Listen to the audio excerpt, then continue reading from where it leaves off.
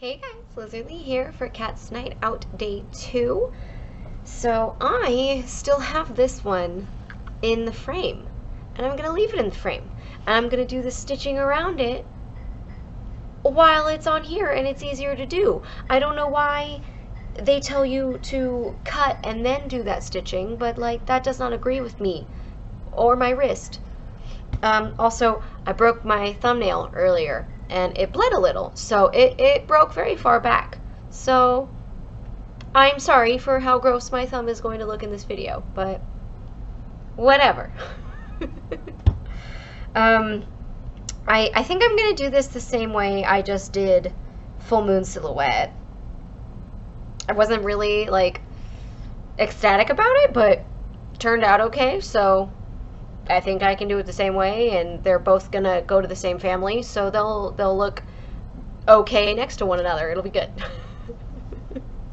So yeah, I'm gonna go do that now. Okay, so we have books to discuss. First one was Night Watch by Terry Pratchett, and that was the one where Vimes went back in time, yeah? Yeah. Yeah. Mm-hmm. You can do your job because I only barely remember it. So Lovely. So basically, Vimes is reminiscing on nostalgic stuff about things that are purposely kept vague while dealing with a psychopath named Carcer, who is like the first complete lunatic they've ever really had, who has no political or personal motivations other than he just likes to kill people. And so he goes and finds Carcer, and during a big chase, they wind up on top of the dome above the library, which, due to Terry Pratchett Discworld nonsense, libraries are very powerful magics, and there's a lightning storm, and they're fighting, and long story short, lightning bolt hits them, or whatever, like right as they fall through the glass, and boom, they're back in time. So Vimes winds up gonna go back in time. Yeah. Continue. Scarred in the eye. He gets like a scar on his eye, which forces an eye patch. And he's back in time and like panics and is like running around trying to find his wife and everything. And she's like 16, I I think. thought it was younger, but 14 maybe. Like she was way too young. Yeah. And did not recognize him. I had a crossbow. Ugh, excuse me. And so that occurs. And then basically the Time Monks, who are from another set of stories that you have not read, show up and are like, hey, so you've wound up in a thing, and unfortunately Carcer has killed this man named John Keel, and John Keel was the cop who Vimes learned everything from, like how to be good at his job rather than how to be like just a corrupt jerk. And so he basically gave out the name John Keel just to, like, you know, because he realized being himself wouldn't be a good idea.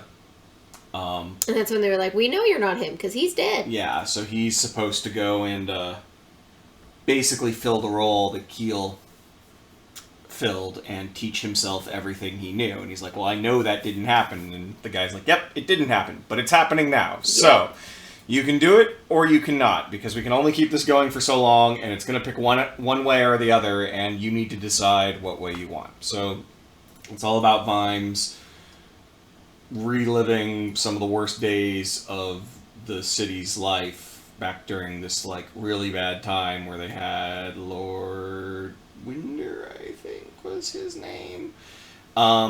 And he was this, you know, just lots of cronyism, like, there was a curfew, and there were these, the Untouchables is what they're called, and, you know, who torture people, and they're like a secret branch of cops, and all these other things, and so it's like bad times, and he's got to teach himself everything he knew, keep himself alive, and then he's gonna try and, like, make sure other people survive, and then also, you know, catch Carcer still. So, yeah. We meet Nobby when he was a street urchin.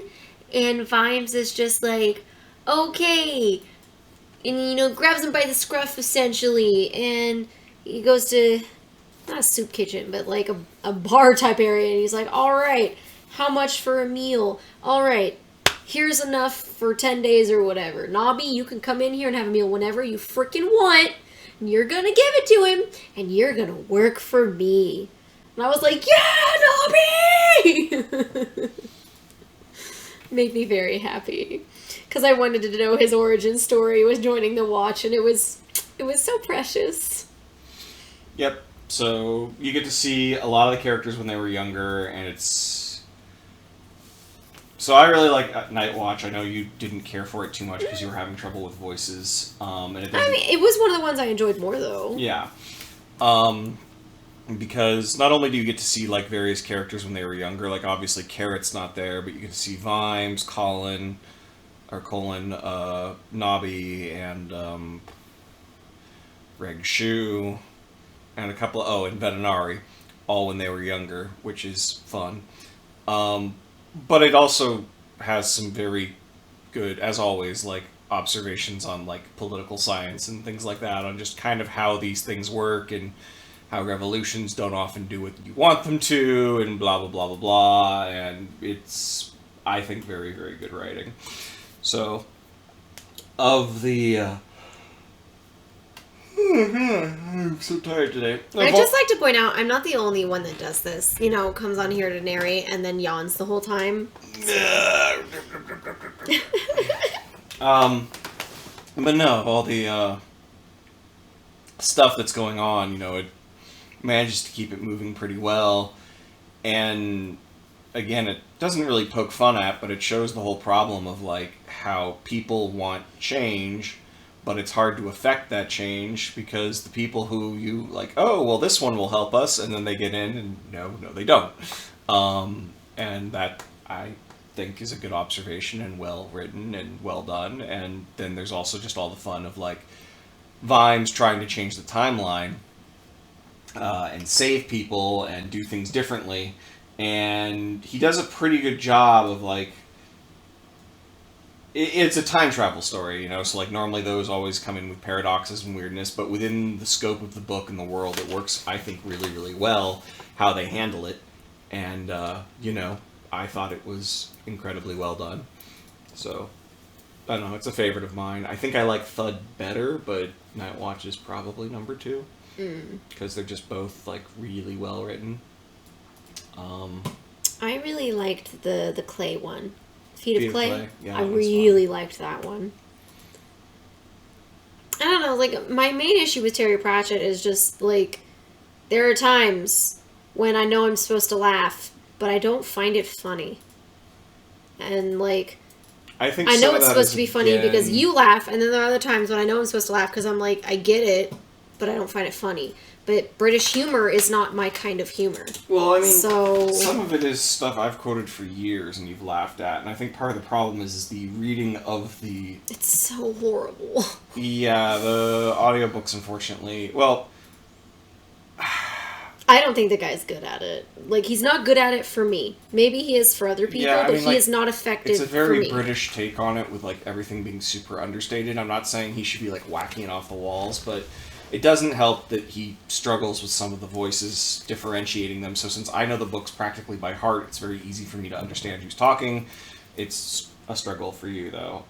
It is a serious struggle, Buzz. I don't know, I just, like... There are times when I feel like the character seems like they're supposed to be excited, and he doesn't sound excited. So then I'm like, well, I don't feel excited now. Versus, like, if I'm reading it, in my head... The voice that I am hearing is excited, so I am excited. Like, it's a completely different experience for me. Yeah. Like, freaking James Marsters with all of Jim Butcher's books. I felt every single emotion that he put into that, and it made me feel it harder. So... Yeah, it's a thing, yeah. Yes. So, you know, it is what it is.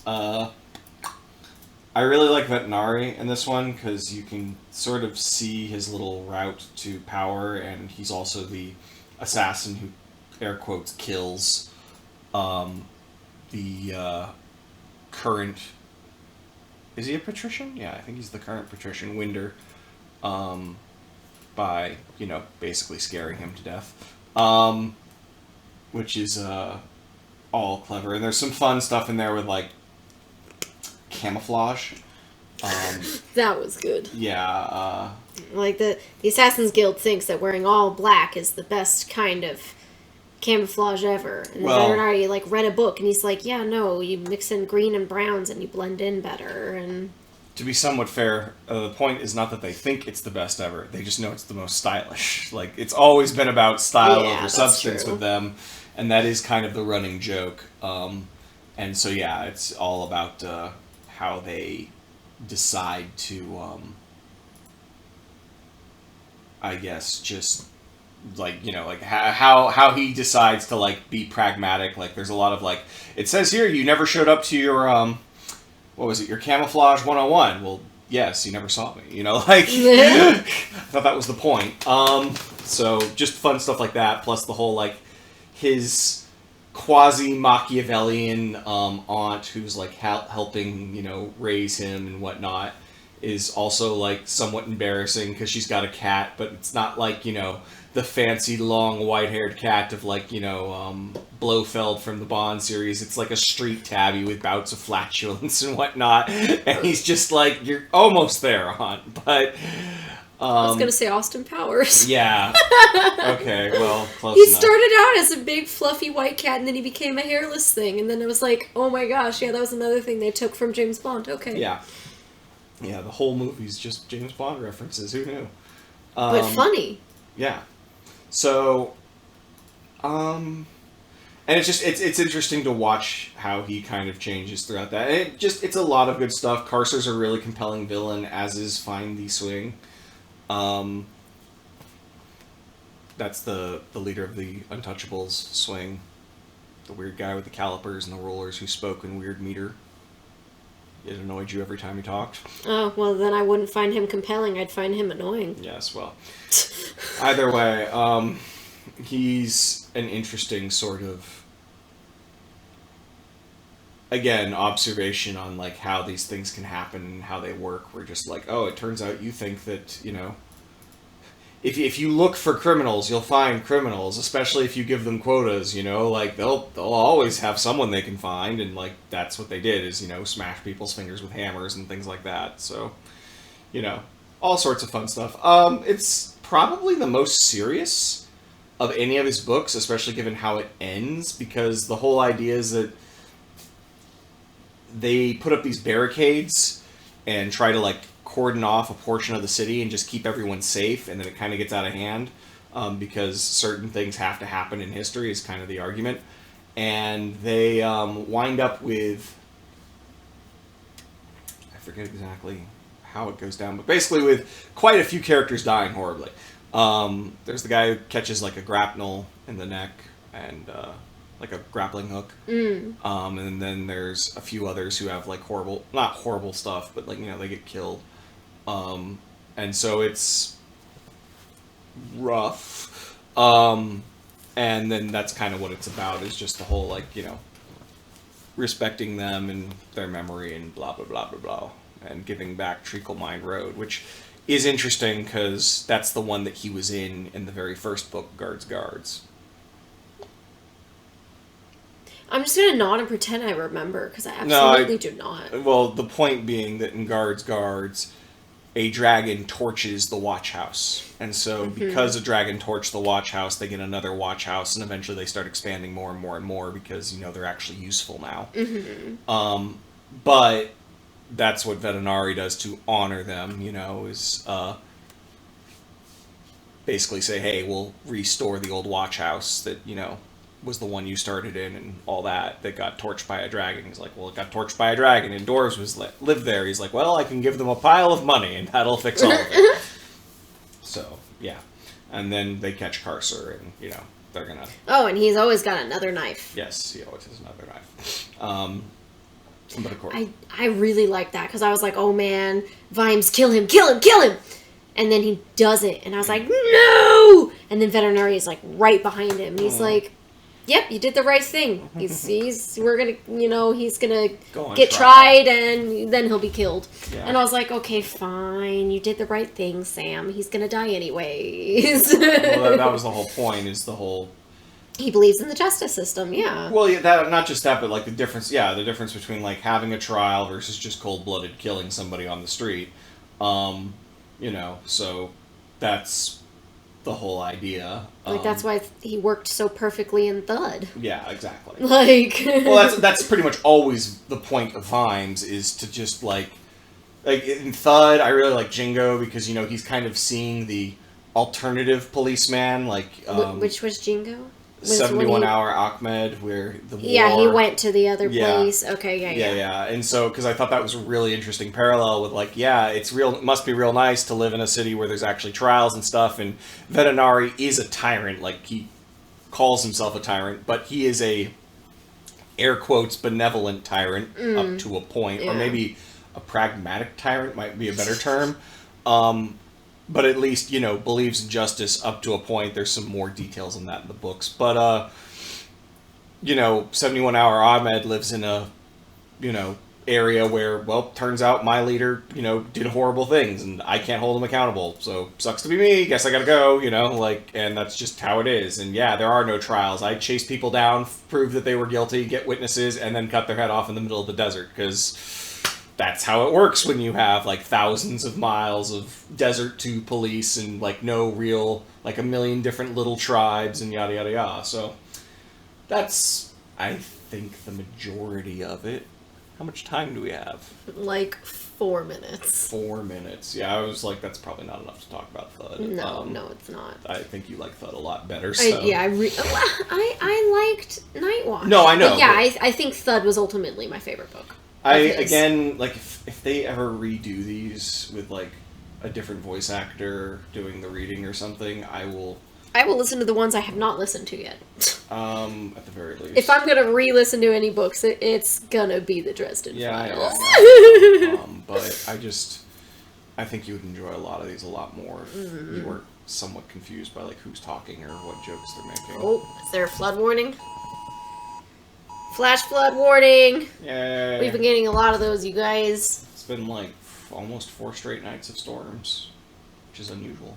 Especially because, like, normally when you have storms, it's, like, back to back to back, or, like, constant, whereas it's, like, been every night, so we get, like, clear days and then giant clouds at night. I mean, it's only 11:26 a.m. right now. It's actually very early. Yeah, for the previous nights. Yeah, but, I mean, that's the thing, is that, like, I think it's for tonight.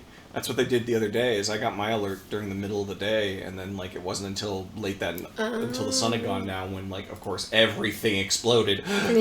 But yeah, it is what it is. Other than that, jeez. What else did I like about Nightwatch that you will not remember? I don't know, do you remember anything particularly sticking out to you? I mean, I already pointed out Nobby.